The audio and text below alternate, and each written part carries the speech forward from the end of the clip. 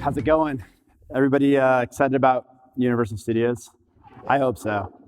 We get to ride Gringotts, which, I don't know if you know, but Gringotts is probably one of the best dark rides in the world. It's amazing. I'm Vince Kadlubek. I am one of the founders of this crazy company, and I'm gonna share our story with you, kind of where we came from, what we do, what the point of it is. And also kind of some of the findings that we've had over the last 6 years since we've been a business, which really speak directly to what Mike was saying. It was, all about experience.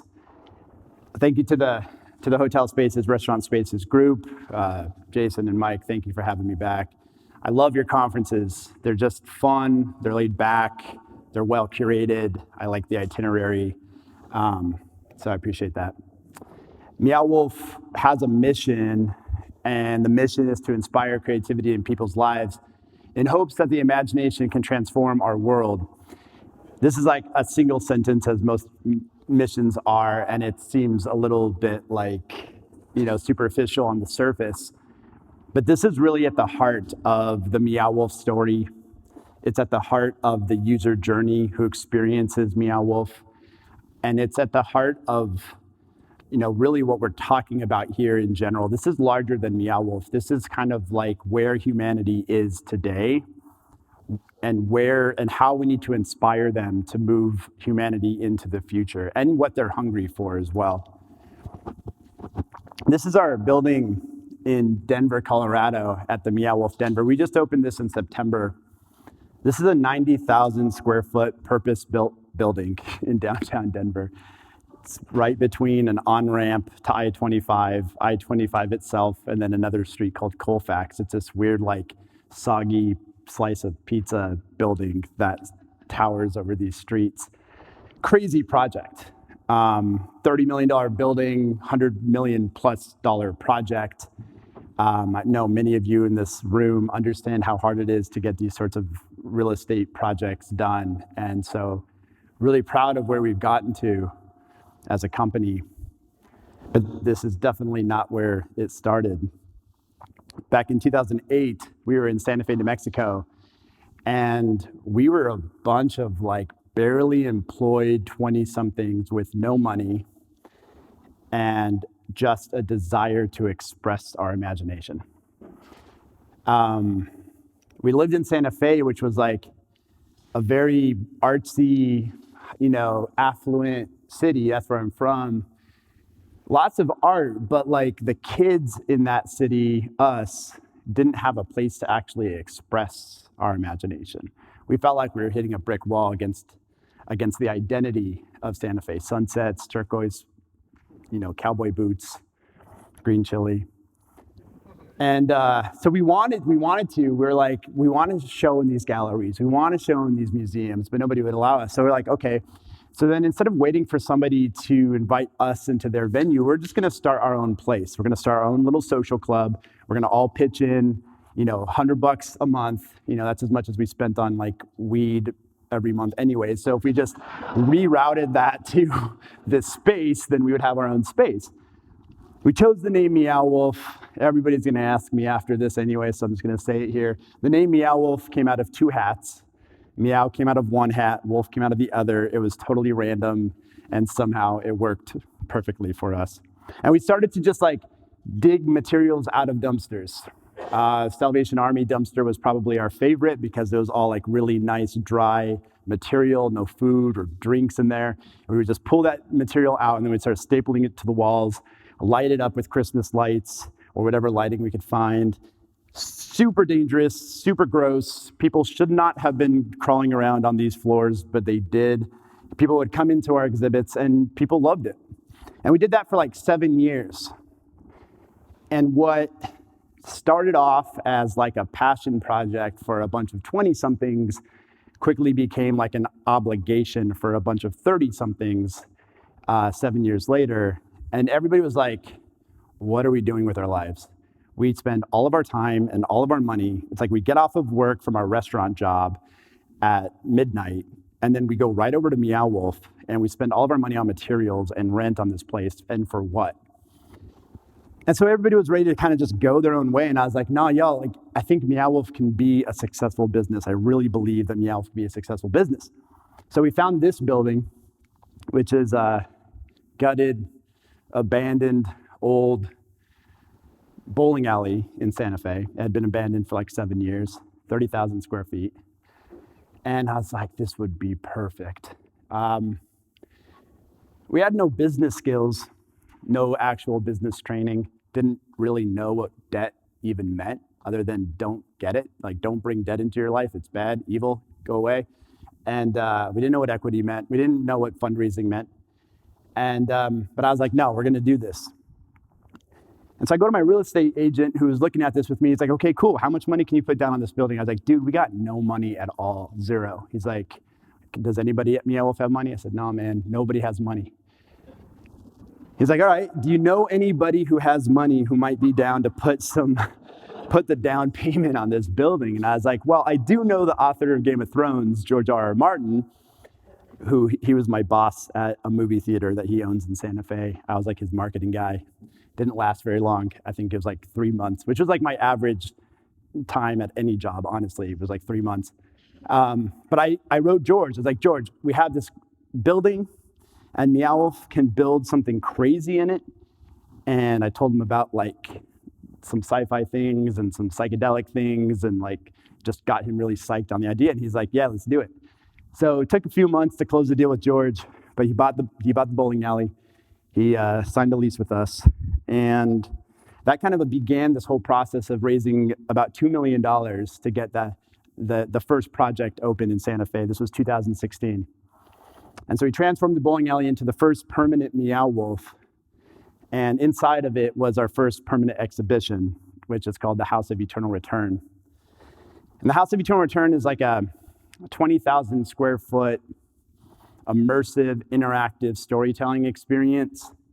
You buy your ticket, you go down a like long, dark hallway, and then you enter through a door, and then the first place that you're inside of is this front lawn of a 2-story Victorian house. From this point forward, guests don't know what they're supposed to do. They don't have a map, they don't have a guide, they don't have a task. There's nothing. They're just standing in the front lawn of this house. Most people, like, you can go around the side, like around that tree that you see, or you can go around the other side. Most people go through the front door. And when you go into the house, still, you just get to explore the house. It's a house that fictionally exists in Mendocino, California, non-fictionally in Santa Fe, of course.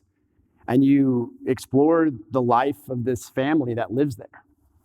They're nowhere to be found. Like, they're not present. So you know that you're kind of walking through a house of people who have left or departed.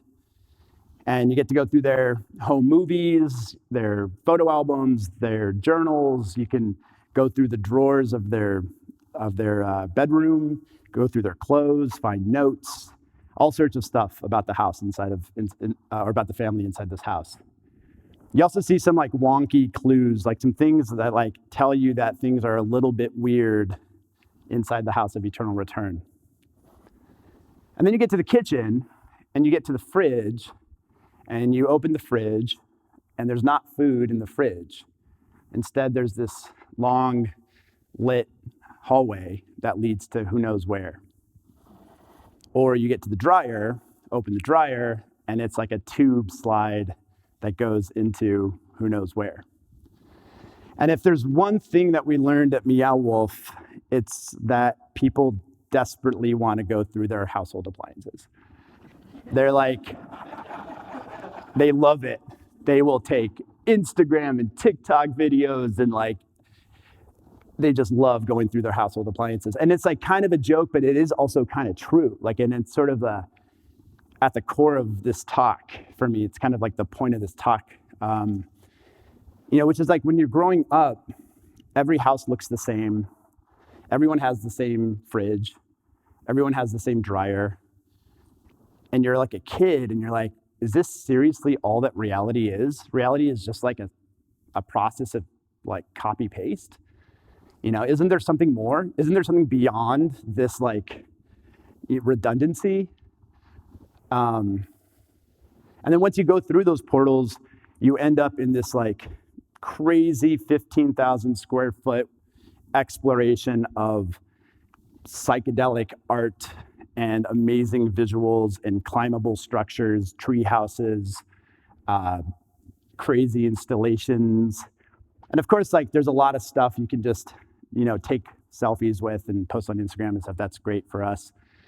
But there's also a bunch of like music instruments, like all of those stalagmites there are musical instruments. People can like play these synth beats together inside of the cave. We had performers sometimes, and so you might encounter some random crazy performer throughout the exhibit. You can stay as long as you want, and you can really do whatever it is that you want. Like you could walk through the space, you can take a nap on the bed inside of the house if you want. Like you can do whatever you want as a guest. Like we don't try to control that. All the photo opportunities are great. Like sometimes I say, like I work with a lot of developers and like people who own malls and stuff who are like, we want more foot traffic. I'm like, well, yeah, of course, everybody does. And then I walk through a mall and I'm like, y'all, what is there for anyone to take a picture of at this mall? Like, what year are we in? Like, don't you want people to take pictures of things and post on social media?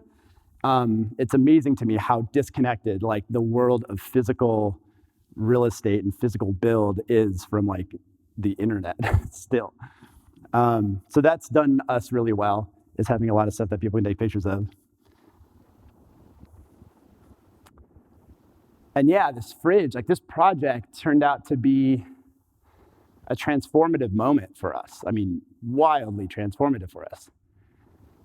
Just as people were walking through this fridge to kind of venture into their own, unknown territory, Meow Wolf sort of ventured into our own unknown territory when we opened this project.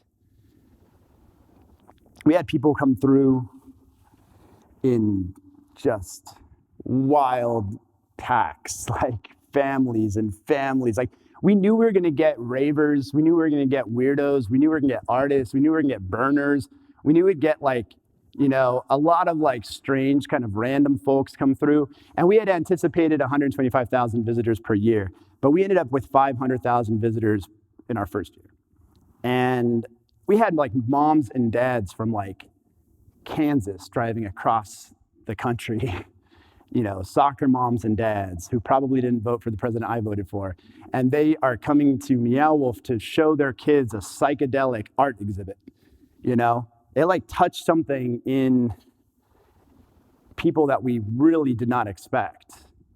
People of all sorts of backgrounds, spoke different languages, young kids all the way up to like people in their 70s, 80s. And we were called like one of the 50 best things to do in the world. This just like totally blew it all up for us. We were on all sorts of like, news stations. I did interviews with PBS NewsHour and Today and Forbes and CBS Sunday Morning, Rolling Stone, New York Times. It was like a lot. And I was the CEO at the time. So I was just kind of like managing this onslaught. And then we're seeing these reviews from people, and yeah, like we expected people to be like, oh, that was so cool. Like that was one of the coolest things I've ever been to.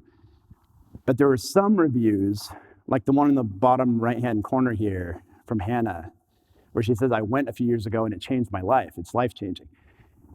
And as CEO at the time, as I'm thinking about like how we scale this, and like, I was asking myself, like, what is it that we're doing that's life-changing? Like you're walking around a fictional space, and you're seeing some cool art. Like what's life-changing about this? And so I started to like really dig in to this because I wanted to understand what the secret sauce was of Meow Wolf in order to scale it. And I got a hold of a book called The Experience Economy by Joseph Pine, by Pine and Gilmore. It was written in like the early 90s. And it spoke to this like hierarchy of economy and the evolution of economy over time, starting with commodity, then going to goods, then to service, then to experience. And the way you can kind of think about this is if you look at the coffee industry, at first, like the economy was centered around the commodity itself, which was the coffee bean, then went to the ground and packaged, then went to brewed and served, and then ultimately ended up as the coffee shop, which like a lot of times people will go to the coffee shop not even because they want coffee. Like they'll buy coffee but they also just go to the coffee shop because that's where they want to go, because that's the experience that they want to have. But that still didn't quite explain the life-changing thing. And so I got a hold of Joseph Pine, the author, and he said, well, yeah, you haven't read the latest edition of the book. We added another tier. So the next phase beyond experiences is transformational experiences. And these are experiences where it changes people's lives, where they walk in and then they're a different person when they walk out. And he said, that's what you guys are doing. And I focused back on this fridge moment and thought, like, because it was just getting posted all over the place on social media, and I was like, okay, so this is the moment where people like really resonate with what Meow Wolf is doing. And I thought about it, and I was like, okay, so they're in a normal setting, a normal kitchen, something very familiar, something that everybody has seen before many times. They get to the fridge, and they open the fridge. And the fridge is now, when they see that long lit hallway, they realize that the fridge is something more than what the fridge is supposed to be. And I think in that moment, it allows people to feel like the world can be more than what the world is supposed to be. And then even more powerfully, like if the world can be more than what the world is supposed to be, then maybe them as an individual can be more than what they are supposed to be. And that's like the transformational moment, is when you allow people to reach beyond who they are into a realm of possibility, into a realm of imagination. So I dug into this even more and was like, okay, so how do we get there? It's really important that people open that fridge on their own. It's really important that we don't give them a map, that we don't tell them, hey, go to the fridge, that's where the transformational moment is. It's really important that they find the fridge and they open it and they walk through it. And so from an operational standpoint, we give people agency, like total agency. And this is important because with agency, they then feel empowered. And with empowerment, what they do is they explore. And then with exploration, they then discover. And this is like the sequence that then leads to that feeling of transformation for people, is that they discovered something within the Meow Wolf experience. And here's kind of the kicker to it, is that exploration and discovery can only happen within unknown environments. That if you're in a place that you already know, there's nothing to explore because you already know it. It's already been explored. There's nothing to discover. And so it needs to be within the environment of unknown in order to have that magical moment of discovery happen. And that's a scary word, unknown, to like a lot of people, to people who finance things, to people who build physical structures, to people who are trying to scale some sort of concept around the world. Like the unknown is the opposite of what you want. You want everything to be known.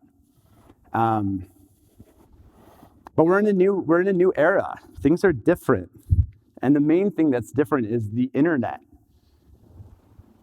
The internet opened up unknown to people in a massive way. When we scroll through Facebook or TikTok or Instagram, we're not looking for known content. We're looking for unknown content. We don't stop at content that we've seen before. We stop at new content. And then you think about how much time people are spending on their phones, how much scrolling they're doing. It's like a Pavlovian response now at this point to only register new content. And the internet's training us in that way. And so no shit, people are on their phones all the time when they step out of their house. Because that's where the interesting content is. The outside world, the physical world, is boring. It's been seen, it's been explored, it's known, it's redundant. Feels like the 90s a lot of times. Like really feels like the 90s a lot of times. Like what city is this in? Can anybody say? Like anybody tell me what city that's in? What suburb that's in? It's like, or where this Best Buy is? Is this Albuquerque? Or is this Oklahoma City? It's like the physical world and the physical world, like physical development, retail spaces, restaurant spaces, they haven't had the kind of investment that the digital world has had. And I think that now that the brain is, the human brain, the consumer brain is now looking for this new content, hopefully people start to recognize that we need to invest more into the physical world experience. Because, unless you want to do something strictly functional, but I mean, honestly, Amazon's going to take care of that for people, mostly the functional stuff. But we can go deeper than just the knownness of consumerism, because it's actually the knownness of all of us in this room. It's like the knownness of us as individuals, the knownness of our own identity. So in order to venture into the unknown with courage as a company, we have to be willing to venture into the unknown with courage within ourselves. I mean, think about kids. Kids come into this world, they have no idea what's going on. The whole world is unknown to them. They are unknown to themselves. And they explore and discover all the time. And kids are spirited, kids are happy, kids are excited. There's possibility in their life. They have an imagination. They are lit. Kids are lit, all the time. And then what happens is we grow up and we give ourselves a name, and we tell ourselves how we dress, and we tell ourselves how we talk, and we tell ourselves who our friends are, and what kind of movies we like, and this is who Vince is, and we create an identity of knownness. And that identity ends up trapping us. It ends up becoming the cage that we live in. There's no more exploration, there's no more discovery, our spirit is killed, we become depressed, we have midlife crises in order to try to figure out how to enjoy life again. And so we do things like meditate or go out into nature, or big, if we're lucky enough, go on big trips across the world, or see new things. Some people take other options of exploration. But in-person experiences are an amazing way to present people with unknown content. Stepping into a space and how people interact with you inside of that space, how your operational crew interacts with them inside of that space, is an amazing way to be able to connect with people in a way that they've never connected before. Experiences are actually at the core of this opportunity within the physical world. And I bring up this slide because I had the opportunity to become friends with the CEO of Dutch Bros, Joth Ricci. And Dutch Bros is a very functional company. They serve coffee. That's what they do. So it's a very functional thing. Most of them are drive-throughs. It's what kind of experience can you even create when you're in a drive-through? But it was amazing because his philosophy around Dutch Bros is the same. His only way to do it, though, is through the way that his employees engage with his customers. And so we went around and visited 20 of his different locations, some in Oregon, some in Nevada, some in New Mexico. And it was true. It was every time that we went through one of their drive-thrus, every time we talked to one of their employees, it was we were talking to somebody who was spirited, who actually held the possibility for me as a customer, the unknown possibilities of me as a customer within their interaction. It wasn't just hey, what do you want? And going through the routine. It was what could this interaction be? It's not defined yet. And just that customer engagement piece, made the Dutch Bros experience that much greater than other coffee shops. So fast forwarding here to Denver, over the past 4 years, we've been working on this project, and we've been working on the Las Vegas project.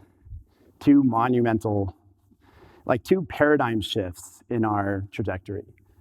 It took us having to open Santa Fe and then again venture into the unknown, again strip ourselves of who we thought we were and reach into a place where we could raise a couple $100 million to build these projects. We hired 500 people full time. We built a production facility in Santa Fe, and we hit the pavement. Got on that roadshow, and finally closed the Series A in May of 2019. That got these projects paid for. And that's when I, as CEO at the time, basically said, all right, I've hit my limit. I can't do this.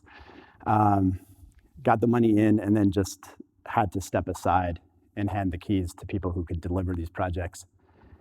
So I'm going to show some pictures of those projects. It's a whole nother level of experience at both of these exhibits. Denver's stunning. This is like a 35-foot tall cathedral inside of an ice world that we call EMEA. And when you go inside the cathedral, there's like this wheel that you can turn. It takes a few people to turn it, and then it turns the dome at the top and creates this like crazy kaleidoscopic light show beneath you. Or this sculpture is pretty crazy. This is probably the most insane space that we've created yet, and it's called Numina, and this is the Cosmohedron. And this space, like when you walk in, it's like 4 stories of like catwalks that intertwine. Kind of feels like you're in sort of like Avatar, I guess, like a psychedelic Avatar. But then the project in Vegas is one that I wanted to touch on just like a little bit deeper, because I think it, because it's so directly a commentary on retail. It's called Omega Mart. And when we had the opportunity to do a project in Vegas, we're like, okay, we have to do a project that's a commentary on consumerism, on a commentary on like buying shit. And so we created a grocery store. And it's a fully functional, like, whoops, that's the wrong picture. It's a fully functional grocery store. That's all right, I'll keep going. That like when you go through like the fridge of the grocery store, you end up in this amazing psychedelic space filled with just like incredible story, incredible lighting effects, seriously awesome sound. The sound in this exhibit is like top notch. This artist, Claudia Bueno, that I love, does all of this stuff with chicken wire. But yeah, the grocery store. So like to kind of touch on the grocery store a little bit more, every product in here was produced by Meow Wolf. So we have 300 SKUs inside of this grocery store. All of them can be purchased. And they are what they are. So like we created deodorant and shampoo and soap and bags of chips and sodas and water and just like all sorts of stuff. And we have to actually operate this thing like a grocery store. Like we need to keep inventory going. We hired a grocery store general manager to run it. And people have to stock the shelves. They're also like actors and performers. So yes, they are actually stocking the shelves, but then they're also performers within the storyline. This is our meats section, where family meets freedom. I love this storyline. It's like the fictional storyline about the meats department at Omega Mart is that there was this really amazing fine artist, this amazing sculptor who like couldn't deal with the art world anymore. Like she just like couldn't deal with like selling art to people and like making art. So she was like, I just want a normal job. I'm going to work at the grocery store. I'm going to work at Omega Mart. And so she got a job and they put her in the meat section, but she couldn't help but to continue sculpting. So she just started sculpting these incredible sculptures out of like beef. And now like the same people who were buying her sculptures like through the art world are now coming to the meat section and buying her sculptures for like $3.99 a pound. That's one of my favorite stories. But what's really kind of crazy about Omega Mart, like, is that we charge like $45 to get into the exhibition to begin with. And I think we just announced that we did like 1.2 million people in the first year. And so you have like this admission price that gets you into the grocery store. The grocery store is about the size as a Walgreens. And so it's about 5,000 square feet, 6,000 square feet. But inside the grocery store, we're selling more product than Walgreens does per square foot. We're doing 3 times more sales per square foot than Walgreens does, even though the products are basically the same products. It's water, it's soda, it's deodorant. And they're actually, not even as good as products that you would find on the shelves at Walgreens. And that kind of like, I think is a clue into like what we're talking about. Like people will pay $45 to get into a grocery store and then buy the product because because of the experience of that. And you'll see that with, butterbeer tonight too. It's like, they're selling butterbeer for like $20, and it's sugar and water, and people are paying like $20 for it, and they're tossing it before they take 2 sips and toss it, just because they want to have the experience of drinking butterbeer inside of Harry Potter world. And that's like the weird kind of place where humans are going, where consumers are going. So I think like ultimately, obviously, we're talking about experiences. Like to me, experiences, and what Meow Wolf has taught me is that experiences are what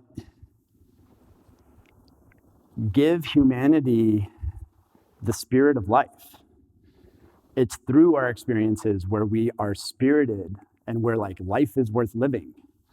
And if you can trigger that in a person, if you can trigger that in a consumer, like not only are you gonna get sales, but you're gonna have loyal customers. You're gonna have people who are like, yeah, that place inspires me. And that value is like, unimaginable if you could do that, to people. So thank you. Thanks for your time. I appreciate it. And excited to ride rides with you guys. Yeah. Thank you, Vince. So we have some time for some any questions for Vince. Well, the first one I want to just throw at you is the origin of the name Meow Wolf. Yeah. If you can kind of dive into that a little bit with us. Well,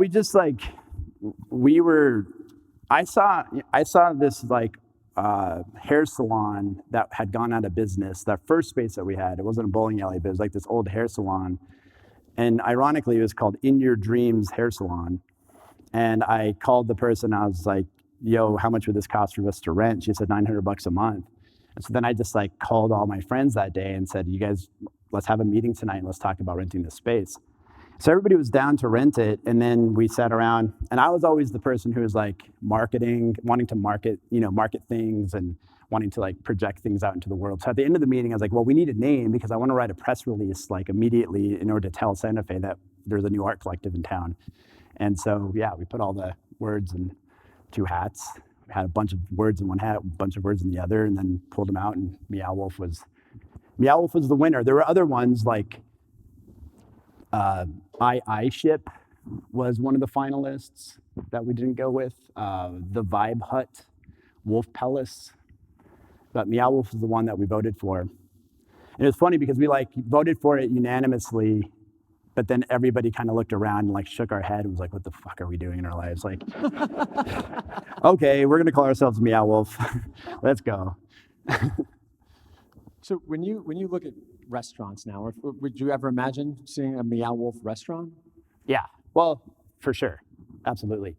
What's exciting about the Denver project is like that is that when you go into the Denver building, you enter the exhibition, the first place that you stop is this huge city street, and the city street has buildings, has like different fictional commerce on both sides. And so we have a bunch of space. And so we've thought about having like in-world, food and beverage, more embedded food and beverage within the experience. Because we know that people want to spend money in fiction, that's like really fun for them. But even separate from our exhibitions, I think that like taking a restaurant and of course like theming and vibe and all that, but we would probably want to dig a little bit deeper and be like, how can we rethink how a restaurant would be in a way that really like, yeah, inspires people. But yeah, we're into it. Like ultimately we can do any vertical we want. Like because the core product of Meow Wolf is creativity. And so it's like we could do restaurants, we could do hotels, we could do, all sorts of things, video games or, obviously like traditional media. When the core of it's creativity, that creativity can get, interjected into sort of any vertical. And then as you guys scale, it's always trying to come up with something better than the last project. So like the first location, how much does that change? So the people that went 2 years ago and they go back, it's going to be the same thing, or does it continue to evolve? Yeah, there's a few things we do there. We pack it full of so much stuff and make it so confusing for people that even if they have seen it all, they don't think they've seen it all. And they can't remember even seeing it all. And so they have to come back to see it again. And but we do, like change out, I would say like 10 or 15% of our space every year. And it's nice because like, we'll put in a new exhibit, 500 square foot space or something, highly visual, highly photographable. And it costs us maybe $50,000 to do that renovation. And then we just market the hell out of it. And it's like, it drives traffic, and I think about like theme parks to get return traffic, they have to invest in like a $70 million roller coaster, And so we're, we do a little bit of change over here, there. And we work with a lot of local artists, which is important for us. Like when we're in Denver and we're in Vegas, we work with local artists and kind of like use that as a way to, empower the community, but also to like spread local buzz about what's happening. We have a question over here, actually, from Daniel. All right. Where's that? Inspiring, disturbing, fun, loved it. Great, really cool. Yes. So question describes is, me. you're introducing the unknown experience for the public. Yeah. Now you're building an organization with employees.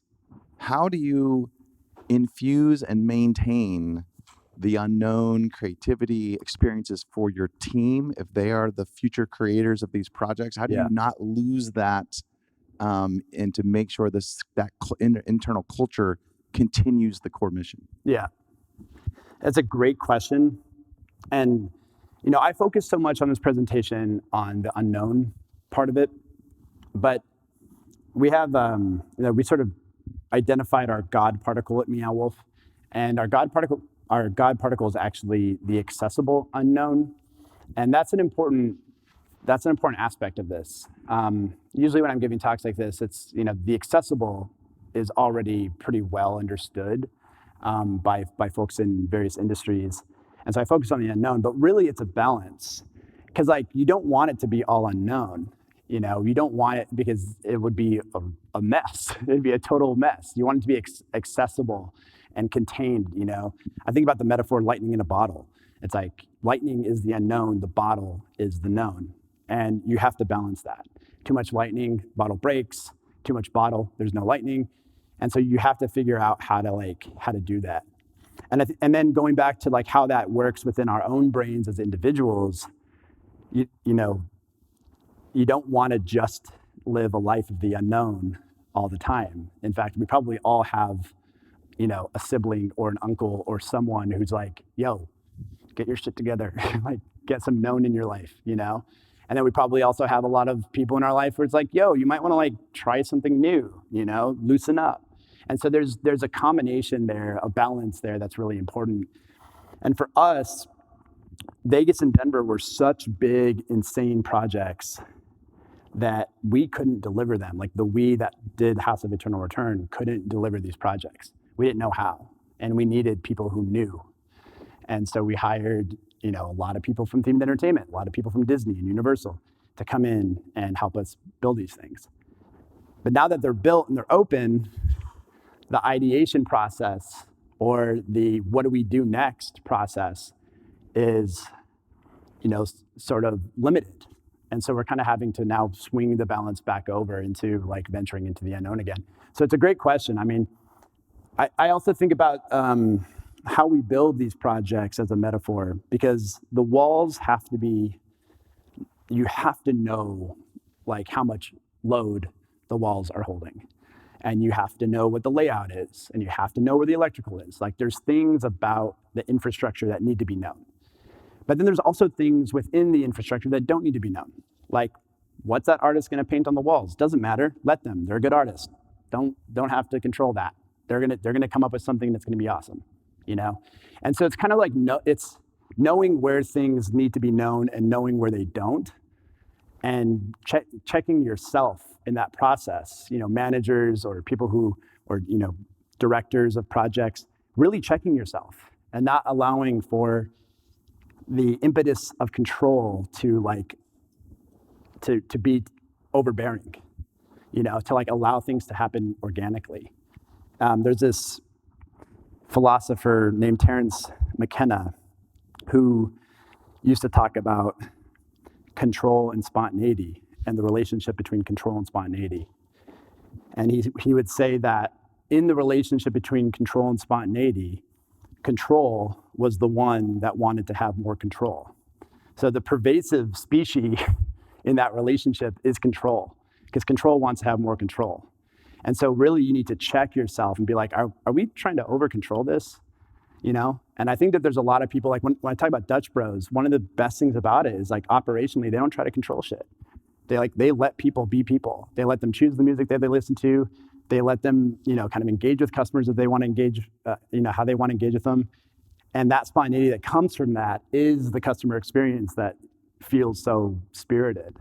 So great question. Sorry I rambled so much. We have another one over here from Brian, if that's okay. Yeah, my question is right out here. With Main Event Entertainment, love to have you come help design our space. You're with Main Event? Yes. Oh, sweet. I love Main Event. So, anyways, my question is, with all the creative minds that you have on the team, and from this group in here, at least the restaurateurs, we usually have budgets to work within. Yeah. How do you budget for something like this, and how do you manage it during the process, or do you at all? Yeah, I mean, we go through some amount of business pro forma work that tells us sort of what that model should look like, then go into Blue Sky with those rails, come back, Blue Sky budget's like twice what the rails were, then we have to cut it back, then we try to find justifications for how we can we kind of shift the model around, charge more ticket price, or model out more attendees a year, whatever it might be. We just kind of shuffle it back and forth. When you go into the Blue Sky ideation, it's going to blow up and it's going to be all over the place. And you're going to try to find an estimation within there, and it's going to be off the rails. And so then you take it through concept, focus it through, estimate again, take it through design, estimate it again, and just continue to cut the fat out, I guess, But yeah, we try not to limit the ideation process with budget. We do have a sense of the budget that works for the model, but we try not to limit, the ideation process. We have another question over here for you, Vince. Yeah, to follow up. Yeah. Sorry. That's cool. So, and that's great. I mean, that makes all perfect sense. So do you budget a timeline for this innovation? Or do you say, hey, we're going to take this as long as it takes to get it right and get it in budget? No, the timeline is as y'all know, is 50% of the budget. It's like, if this takes us longer than we thought, we now have, because we're carrying a lot of people full time, so then the budget starts to skyrocket. So no, the budget is also part of that. The timeline is part of that. And yeah, so we know going in, hey, we want to open this thing 2.5 years from now. And so we kind of plot that out. There's a point, there's a pencils down moment at the end of schematic where now it's in the hands of project managers, now it's in the hands of designers and then the contractors and the fabricators. And it's like, at that point, the budget's pretty much on rails, 15% contingency. But before that is when it's kind of that amorphous space where we just allow for artists to kind of go wherever they want to go. Vince, we have a question over here. Yeah. My question was sort of related to the concepts and storylines that you have at each of the places. I was just a little bit curious about what that creative process is like. It's super awesome that you work with all the local artists in the community. Yeah. So I was curious if it's like a collaborative ideation or really how it all strings together. Around the story, the narrative. Yeah, it's a good question because a script, a top-down script or IP that's created beforehand ends up being way too restrictive and way too known. A lot of times when you're walking through Disney or Universal, it's Galaxy's Edge is the perfect example of this. I love Galaxy's Edge. I'm a huge themed entertainment fan, I'm a big coaster enthusiast, so I love what they did with Galaxy's Edge. But ultimately, it's like a handed down Star Wars space. And if you've seen Star Wars, you've seen Galaxy's Edge. So it's goes right back to that feeling of I know this story, I know this aesthetic, I've already seen it on the movie screen. So there's no exploration and discovery to happen inside of Galaxy's Edge. Not much, I should say. And so we don't let story run the show. We have a framework of story, but then story has to respond to the things that are being developed and listen to the things that are being developed. And it's a much more organic way of thinking about story, and it parallels the way that story exists within all of our lives. Because it's not like somebody wrote our story and then now we're living it. It's like random shit happens to us every day, or like you think you're living a certain story and then you meet a new person, or like somebody that you love gets in a car wreck or whatever. Random shit happens, and then you start to attach narrative to it sort of after the fact, and so that's kind of more the way that we design the exhibits. I have a question, Vince, and we ain't got a lot of time left, but I just want to see if I grab your thoughts on, what the imagination is. It's obviously such a big core part of your business and where ideas come from. There's this like saying that, originality is dead, and I really hate that. But for these guys, it's like they're trying to reinvent their industry. And I mean, your idea led you from like 20-something-year-old to where you are now. So like, what are your thoughts? No, ideas are not dead. I mean, the imagination to me is like, you're going super philosophical. It's like, this is the type of talk I did at the psychedelic conference, 3 months ago with Duncan Trussell. But the imagination. So I think about it as how cavemen might have thought about language, like spoken language. So what was spoken language to a caveman? It's like this thing that kind of exists, and you sort of know what to do with it. You might make certain grunts, and you might, you kind of see a response, and you have no idea that, like, fast forward 10,000 years, and I think for us it's gonna be sooner. Fast forward, it's everything. It's like literally what creates reality around us. It's every engagement. It's every, and so like the imagination to me is like currently is like a small little window into what's going to ultimately become the entirety of our existence. And you can graph this. Like, ask yourself how many things were created by the imagination back in caveman days, and then ask yourself how many things are created from the imagination today. And you can just graph it and just see it like skyrocket. I mean, look around this room. What was not created by the imagination inside this room? And that trajectory is not slowing down. Throw spatial computing and AR and metaverse, and it's not slowing down. And so like within our lifetime, we will live within the imaginative realm, like everywhere we go. And I think the headset will have a lot to do with that for sure. The imagination is where the future matters. And this is another kind of, sorry, I'm going down like this rabbit hole, but he asked the question, it's his fault. Like we've been memory-based beings for our whole existence, like mostly memory-based beings. And we needed to in order for survival. That's how we dealt with time.